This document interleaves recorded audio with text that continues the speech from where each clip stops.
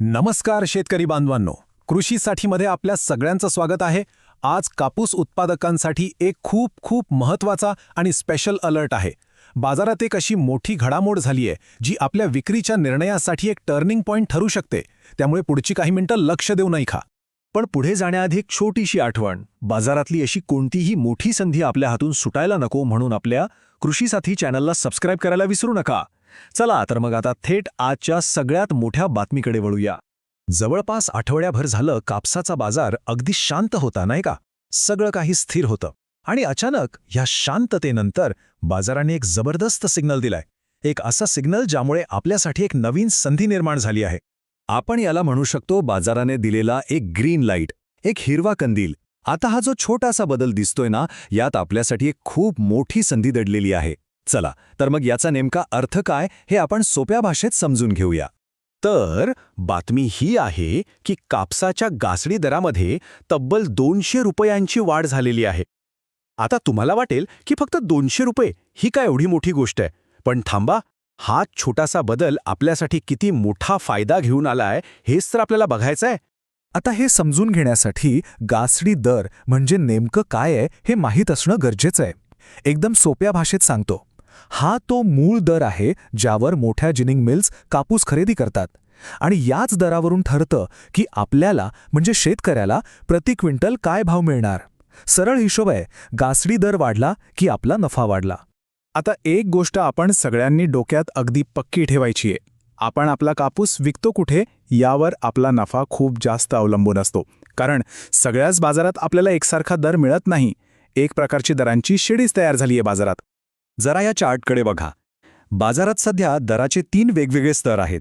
सगळ्यात खालच्या पायरीवर आहेत आपले स्थानिक व्यापारी, जे साधारणपणे 7,050 रुपये दर देत आहेत। त्याच्यावर आहेत लहान जिनिंग फॅक्टरीज, जिथे दर जातो 7250 च्या आसपास। आणि सगळ्यात वरची आणि आपल्यासाठी सगळ्यात महत्त्वाची पायरी आहे मोठ्या एक्सचेंजची, जिथे दर थेट 7550 रुपयांच्या पुढे गेलाय। आणि इथेच आपली खरी संधी आहे। बघा, स्थानिक व्यापारी आणि मोठ्या एक्सचेंजच्या दरातला फरक किती आहे? तब्बल 500 रुपयांचा। विचार करा, प्रत्येक क्विंटल मागे 500 रुपये जास्त। ही संधी अजिबात लहान नाही आहे। या दरांच्या फरकाला आपण एका संधीच्या शिडीसारखं बघू शकतो आणि आपलं ध्येय एकच असलं पाहिजे, ही शिडी चढून शक्य तितक्या वरच्या पायरीवर पोचायचं, जिथे आपल्याला सगळ्यात जास्त दर मिळतोय। बरं, मग ही शिडी चढायची कुठे? सगळ्यात जास्त भाव मिळतोय तरी कुठे? चला आता त्या खास बाजारपेठांवर लक्ष टाकूया जिथे ही नवीन भाववाढ सगळ्यात आधी आणि सगळ्यात जास्त दिसून येईल। ही 4 नावं नीट लक्षात ठेवा।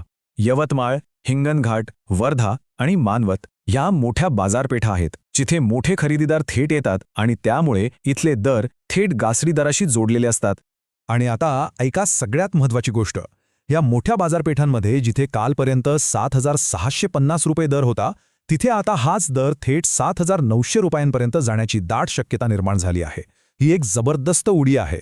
चला आता आपण या विश्लेषणाच्या सगळ्यात महत्त्वाच्या टप्प्यावर आलो आहोत। ही सगळे ठीक आहे, पण ही संधी आहे तरी किती दिवसांसाठी? कारण लक्षात ठेवा, ही संधी कायम टिकणारी नाहीये, यासाठी आपल्याकडे वेळ खूप कमी आहे। तज्ज्ञांच्या अंदाजानुसार ही वेळ मर्यादा नीट समजून घ्या। पहिल्या दिवशी गासडी दर वाढला, आता पुढचे साधारण 2 ते 7 दिवस आपल्या स्थानिक बाजारपेठा हळूहळू हा दर वाढवतील आणि साधारणपणे 8व्या दिवसापर्यंत बाजारात आपल्याला सगळ्यात जास्त आणि स्थिर दर बघायला मिळू शकतो। याचा अर्थ ही संधी साधण्यासाठी आपल्या हातात फक्त 8 दिवसांचा वेळ आहे। ठीक आहे, आता ही सगळी माहिती तर मिळाली, पण या माहितीच्या आधारावर आता आपण करायचं काय? तर तुमच्यासाठी मी हे सगळं एका सोप्या, सरळ 3 सूत्री ॲक्शन प्लॅनमध्ये मांडलं आहे। आपल्याला फक्त 3 गोष्टी करायच्या आहेत। 1. पुढचे 8 दिवस रोजच्या दरांवर बारीक लक्ष ठेवा। 2. स्थानिक व्यापाऱ्यांवर अवलंबून न राहता मोठ्या बाजारपेठेत माल विकण्याचं ध्येय ठेवा। आणि 3. सगळ्यात महत्त्वाचं, विक्रीचा जो काही निर्णय घ्यायचा आहे तो याच 8 दिवसांच्या आत घ्या, अजिबात उशीर करू नका। आणि आता या सगळ्याच्या शेवटी एक अत्यंत महत्त्वाचा इशारा, जास्त वेळ थांबणं किंवा अजून दर वाढेल या लोभापायी योग्य वेळ गमावणं हे आपल्यासाठी धोकादायक ठरू शकतं। आता अंतिम निर्णय हा पूर्णपणे शेतकऱ्याच्या हातात आहे। हे बघा, आपल्यासमोर 2 रस्ते आहेत। जर या 8 दिवसांत आपण संधी साधली तर वाढलेल्या दरांचा फायदा आपण पदरात पाडून घेऊ शकतो। पण जर आपण वाट बघत राहिलो तर त्यानंतर बाजार स्थिर होऊ शकतो किंवा दर खाली सुद्धा येऊ शकतात. म्हणजे एका बाजूला निश्चित नफा आहे आणि दुसऱ्या बाजूला मोठा धोका. तर आता प्रश्न आपल्या सगळ्यांसमोर एकच आहे, या मोक्याचं सोनं करून आपला नफा पक्का करायचा की अजून दर वाढतील या आशेवर थांबण्याचा धोका पत्करायचा, जे दर कदाचित कधी वाढणारच नाहीत.